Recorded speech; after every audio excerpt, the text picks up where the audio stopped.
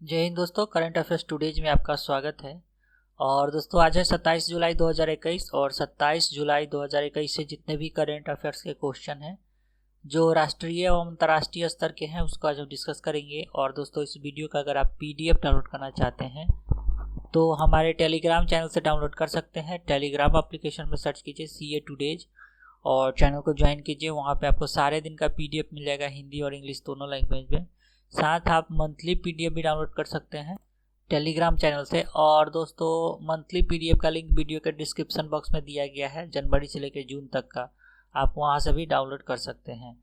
और दोस्तों इस वीडियो के लास्ट में मैंने रिवीजन का 2 प्रश्न रखा है जिसका आंसर आप लोगों को कमेंट बॉक्स में देना है, तो वीडियो अंत तक जरूर देखिए। तो चलिए शुरू करते हैं। तो दोस्तों आज का पहला प्रश्न है, हाल ही में किस राज्य में लड़कियों महिलाओं की सुरक्षा के लिए स्पेशल 40 दस्ता का गठन किया गया है? तो स्पेशल 40 दस्ता का गठन किया गया है मध्य प्रदेश में। सी ऑप्शन इसका सही हो गया। मध्य प्रदेश के इंदौर पुलिस ने नाबालिग लड़कियों को यौन अपराधियों से बचाने और महिलाओं के खिलाफ अपराधों पर अंकुश लगाने के लिए 40 सदस्य वाली महिला दस्ता स्पेशल 40 का गठन किया है।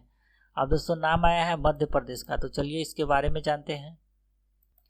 तो अगर बात किया जाए मध्य प्रदेश का, तो भारत के बीचों बीच है, ठीक है, मध्य प्रदेश, जिसका सीमा उत्तर प्रदेश, छत्तीसगढ़, महाराष्ट्र, गुजरात और राजस्थान से सटा हुआ है। मध्य प्रदेश का जो राजकीय पशु है यह बारहसिंगा है। राजकीय पक्षी शाही बुलबुल है। राजधानी भोपाल हो गया। राज्यपाल नया नियुक्त हुए हैं मंगू भाई छगन भाई पटेल। उसके बाद मुख्यमंत्री है श्री शिवराज सिंह चौहान। सर्वाधिक जंगल तथा जनजाति वाला राज्य है मध्य प्रदेश। मध्य प्रदेश का पन्ना हीरा खनन के लिए है प्रसिद्ध। खजुराहो में महादेव मंदिर है। कटनी रेलवे डिवीजन है। जबलपुर मध्य प्रदेश का उच्च न्यायालय और धुआंधार जलप्रपात यहीं पे है। अमरकंटक नर्मदा नदी का उद्गम स्थल ग्वालियर तानसेन नगरी वायुसेना अड्डा है। वीना तेल शोधक कारखाना है विदिशा में। हेलियोडोटस का गरुड़ ध्वज अभिलेख जिससे भागवत धर्म की जानकारी मिलती है। सांची का बौद्ध स्तूप सांची के लिए सांची प्रसिद्ध है। भीमबेटका आदि मानव के भित्ति चित्र के लिए प्रसिद्ध है। भोपाल गैस कांड, भोपाल त्रासदी जो हुई थी 3 दिसंबर 1984 को, और जिसमें मिथाइल आइसोसाइनाइड गैस लीक हुआ था। होशंगाबाद नोट छापने वाले कागज उद्योग के लिए प्रसिद्ध है। उज्जैन क्षिप्रा नदी के तट पे है और कुंभ मेला के लिए प्रसिद्ध है। देवास में है, करेंसी नोट छापा जाता है। इंदौर मध्य प्रदेश का सबसे विकसित शहर है और सबसे स्वच्छ शहर भी भारत का। महोंग के तोपखाना का ट्रेनिंग सेंटर है। मांडू बाघ की गुफा है जो कि बौद्ध धर्म से जुड़ा हुआ है। नेपानगर अखबारी कागज उद्योग के लिए प्रसिद्ध है। राष्ट्रीय उद्यान का बात किया जाए तो Bandhavgarh national park, Madhav national park, Mandla पौधा गृह national park, Panna national park, Pench national park, Sanjay national park, Satpura national park, Van Vihar national park और डायनासोर फॉसिल। अगला प्रश्न है, हाल ही में किस राज्य में स्थित काकतीय रुद्रेश्वर रामप्पा मंदिर को यूनेस्को के विश्व धरोहर की सूची में अंकित किया गया है? तो यह तेलंगाना में स्थित है, ठीक है, ए बी ऑप्शन इसका सही हो गया। और इसके साथ ही भारत को 39वां विश्व धरोहर स्थल मिल गया है और इस मंदिर परिसर में काकतीय मूर्तिकार के प्रभाव को प्रदर्शित करने वाला एक विशिष्ट शैली, तकनीक और सजावट है। अगला प्रश्न है दोस्तों, हाल ही में जयंती का निधन हो गया, वह किस क्षेत्र से संबंधित व्यक्ति हैं? तो बहुत ही प्रसिद्ध फिल्म अभिनेत्री थी जयंती, ए ऑप्शन इसका सही हो गया। प्रख्यात दिग्गज अभिनेत्री जयंती का हाल ही में निधन हो गया है। उन्होंने कन्नड़, तेलुगु, तमिल, मलयालम और हिंदी में 500 से अधिक फिल्मों में काम किया है। उन्होंने अपने कैरियर की शुरुआत 1963 में की थी। अब दोस्तों निधन से प्रश्न आया तो हाल ही में जितने भी व्यक्तित्व के निधन हुए हैं जो बहुत ही महत्वपूर्ण हैं उनको एक बार उन पर नज़र डालते हैं। तो सुरेखा शिकारी का निधन हो गया, वह भी एक फिल्म अभिनेत्री थी। 1983 वर्ल्ड कप विजेता टीम का हिस्सा रहे पूर्व दिग्गज क्रिकेटर यशपाल शर्मा का निधन हुआ है। हिमाचल प्रदेश के पूर्व मुख्यमंत्री वीरभद्र सिंह का निधन हुआ है। केशव दत्त का निधन हो गया, वह हॉकी खिलाड़ी थे। अभिनेता दिलीप कुमार का निधन हो गया, 2015 में इन्हें पद्म विभूषण से सम्मानित किया गया था। रिचर्ड डोनर का निधन हो गया, वह फिल्म डायरेक्टर थे। और उसके बाद एम पन्ना का निधन हो गया, वो फुटबॉल खिलाड़ी थे। और मैकेफी एंटीवायरस के आविष्कारक जॉन मैकेफी का निधन हुआ है। एथलीट मिल्खा सिंह का निधन हो गया है। अगला प्रश्न है दोस्तों, हाल ही में किसके द्वारा नदी को जानो एप्लीकेशन लॉन्च किया गया है? तो नदी को जानो एप्लीकेशन लॉन्च किया धर्मेंद्र प्रधान जी, ए ऑप्शन इसका सही हो गया, भारत के शिक्षा मंत्री। इस एप्लीकेशन का उद्देश्य पूरे भारत में नदियों के बारे में जानकारी इकट्ठा करना है। यह पहल पुरातन फाउंडेशन के लिए शोध का हिस्सा है। यह एप्लीकेशन नदियों के भौगोलिक, स्थानीय जल स्तर और प्रदूषण स्तर को एकत्र करेगा और भारत का कोई भी छात्र जानकारी अपलोड कर सकता है इस एप्लीकेशन पे। अगला प्रश्न है, हाल ही में किस केंद्रीय मंत्री के द्वारा पूर्वी खासी हिल्स में 20,000 से अधिक लोगों को लाभान्वित करने के लिए डिजाइन की गई ग्रेटर सोहरा जलपूर्ति योजना का उद्घाटन किया गया है? तो ग्रेटर सोहरा जलपूर्ति योजना का उद्घाटन किए हैं अमित शाह। ठीक है, डी ऑप्शन सही हो गया। मेघालय सरकार द्वारा परिकल्पित और पूर्वोत्तर क्षेत्र विकास मंत्रालय द्वारा वित्त पोषित ग्रेटर सोहरा जलपूर्ति योजना पर 24.8 करोड़ रुपया खर्च किए जाएंगे। अगला प्रश्न है दोस्तों, हाल ही में कारगिल विजय दिवस कब मनाया गया? तो 26 जुलाई को मनाया गया है कारगिल विजय दिवस।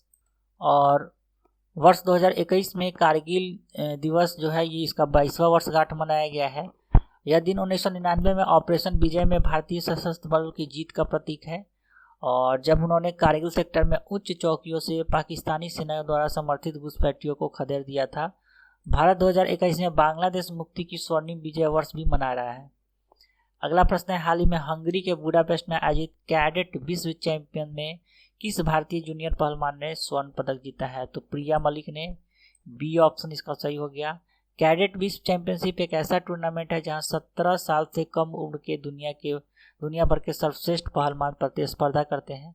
प्रिया ने 2019 में पुणे में खेलो इंडिया यूथ गेम्स में भी स्वर्ण पदक जीता है। इसके अलावा दोस्तों कैडेट विश्व चैंपियनशिप में जसकरण सिंह ने भी 60 वर्ग किलोग्राम में रजत पदक जीता है। अगला प्रश्न है, हाल ही में भारतीय रेलवे की किस रेल कोच फैक्ट्री के द्वारा अग्निरोधी कोच विकसित किया गया है? तो कपूरथला कोच फैक्ट्री के द्वारा। ए ऑप्शन इसका सही हो गया। भारतीय रेल की कोच निर्माण इकाई रेल कोच फैक्ट्री कपूरथला ने स्वचालित धुओं का पता लगाने के अलावा तापक व्यवस्था के लिए रिवर्स साइकिल सुविधा के साथ अग्निरोधी सामग्री और छत पर लगे एयर कंडीशनिंग पैकेज इकाइयों का उपयोग करके 5 कोच को विकसित किया है। नेक्स्ट है दोस्तों, हाल ही में कौन सा देश अंतर्राष्ट्रीय सौर गठबंधन में शामिल हुआ है? तो अंतर्राष्ट्रीय सौर गठबंधन में शामिल होने वाला एक नया देश बना है स्वीडन। सी ऑप्शन सही हो गया। अंतर्राष्ट्रीय सौर गठबंधन ISA भारत द्वारा शुरू किया गया 121 देशों का एक गठबंधन है। अब दोस्तों नाम आया स्वीडन का, तो चलिए स्वीडन के बारे में जानते हैं।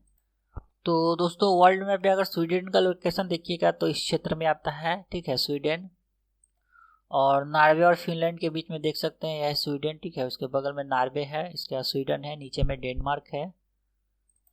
और ये हो गया स्वीडन का फ्लैग। राजधानी स्टॉकहोम है, मुद्रा है क्रूना, प्रधानमंत्री स्टीफन लॉफ्वेन है।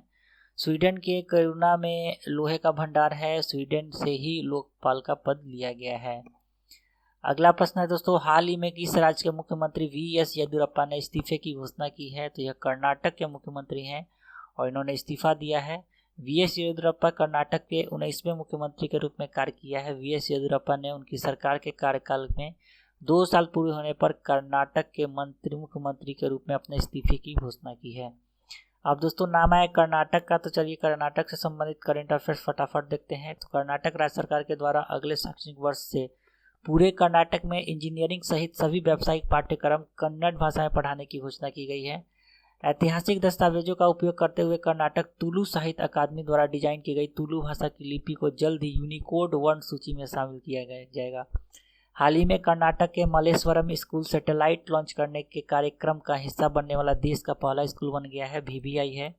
उसके बाद हाल ही में बेंगलुरु में रेलवे ने फ्रेश वाटर टनल एक्वेरियम खोला है। बेंगलुरु रेलवे स्टेशन पर पहली बार एक्वेटिक किंगडम की स्थापना की गई है। यह अमेजन रिवर कॉन्सेप्ट पर आधारित है। उसके बाद दोस्तों हाल ही में कर्नाटक राज्य सरकार के द्वारा पहली बार एक तरह का अनूठा पशु कल्याण वॉर रूम की स्थापना की गई है। हाल ही में कर्नाटक राज्य सरकार के द्वारा आकांक्षा पोर्टल लॉन्च किया गया है। और हाल ही में भारत के बेंगलुरु में सूर्य प्रभा मंडल सन होलो को देखा गया है। नेक्स्ट है दोस्तों, हाल ही में BCCI ने IPL 2021 के बचे हुए मैच को कब से कराने की घोषणा की है? तो यह 19 सितंबर से फिर से आयोजित किया जाएगा। ए ऑप्शन इसका सही हो गया। भारतीय क्रिकेट कंट्रोल बोर्ड ने IPL 2021 के बाकी बचे कार्यक्रम की घोषणा कर दी है, जो कि UAE में आयोजित किया जाएगा। 27 दिन की अवधि में कुल 31 मैच खेले जाएंगे। 14वां सीजन, जिसे महामारी के कारण मई 2021 में स्थगित कर दिया गया था, 19 सितंबर को दुबई में चेन्नई सुपर किंग और मुंबई इंडियंस के बीच मैच के साथ इसकी शुरुआत फिर से की जाएगी। नेक्स्ट है दोस्तों, भारतीय ओलंपिक संघ ने टोक्यो ओलंपिक 2020 खेलों के पदक विजेता एथलीटों के कोच को नगद पुरस्कार देने की घोषणा की है। तो स्वर्ण पदक के लिए कोच को कितने रुपए नगद पुरस्कार दिए जाएंगे? तो 12.5 लाख रुपया। ए ऑप्शन इसका सही हो गया। और दोस्तों गोल्ड मेडल के लिए 12.5 लाख, सिल्वर मेडल के लिए 10 लाख और ब्रॉन्ज मेडल के यानी कांस्य पदक के लिए 7.5 लाख रुपया दिए जाएंगे कोच को। रजत पदक जीतने वाली मीराबाई चानू को भारतीय ओलंपिक संघ के द्वारा 50 लाख रुपए की नगद पुरस्कार देने की घोषणा की गई है। अगला प्रश्न है, हाल ही में संयुक्त राष्ट्र ने दृष्टिबाधित पर पहला प्रस्ताव विजन फॉर एवरीवन को मंजूरी दी है। इस प्रस्ताव को किस देश के द्वारा प्रायोजित किया गया था? तो बांग्लादेश, एंटीगुआ और आयरलैंड, इन तीनों देश के द्वारा संयुक्त रूप से इसको प्रस्तुत किया गया, प्रायोजित किया गया है। डी ऑप्शन सही हो गया। इस संकल्प के अनुसार कम से कम 2 मिलियन लोग दृष्टिबाधित या अंधापन के शिकार हैं पूरे विश्व में। नेक्स्ट है, हाल ही में किस देश ने दुनिया के सबसे बड़े तैरता सौर संयंत्र स्थापित करने का घोषणा किया है? तो यह इंडोनेशिया के द्वारा किया गया है। इस फ्लोटिंग फोटोवोल्टिक सिस्टम की क्षमता 2.2 गीगावाट होने की उम्मीद है। यह वाटन द्वीप पर दुरियांग कांग जलाशय के 1600 हेक्टेयर लगभग 4000 एकड़ को कवर करेगा। इसके निर्माण में $2 बिलियन खर्च किए जाएंगे। तो दोस्तों ये था आज का करेंट अफेयर्स रिवीजन का प्रश्न था। हाल ही में मैग्मा फिनकॉर्प लिमिटेड का नाम बदलकर क्या रखा गया है? तो पूना वाला फिनकॉर्प लिमिटेड। ए ऑप्शन सही हो गया। दूसरा प्रश्न, हाल ही में किस खिलाड़ी को AIFF पुरुष फुटबॉलर ऑफ द ईयर का खिताब दिया गया? तो संदेश झिंगन को। ए ऑप्शन सही हो गया। तो दोनों प्रश्न का सही उत्तर हो गया ए। आज का रिवीजन का प्रश्न है, हाल में गोल्डन राइस को मंजूरी देने वाला पहला देश कौन बना है? और आज का दूसरा प्रश्न है, हाल ही में तंजानिया में भारत के अगले उच्चायुक्त के रूप में किसे नियुक्त किया गया है? तो इस दोनों प्रश्न का उत्तर आप लोग को कमेंट बॉक्स में देना है। तो चलिए दोस्तों, आज के लिए इतना ही। आशा करता हूँ आपको ये वीडियो पसंद आया होगा। तो वीडियो अगर पसंद आ रहा है तो वीडियो को लाइक करना ना भूलें तथा अपने दोस्तों में ज़रूर शेयर करें। साथ ही अगर चैनल पे नए हैं तो चैनल को सब्सक्राइब कर लीजिए और बेल आइकन दबा दीजिए, जिससे आपके सारे वीडियो का नोटिफिकेशन मिलता रहे। तो मिलते हैं जल्दी फिर एक नए एपिसोड के साथ। तब तक के लिए जय हिंद।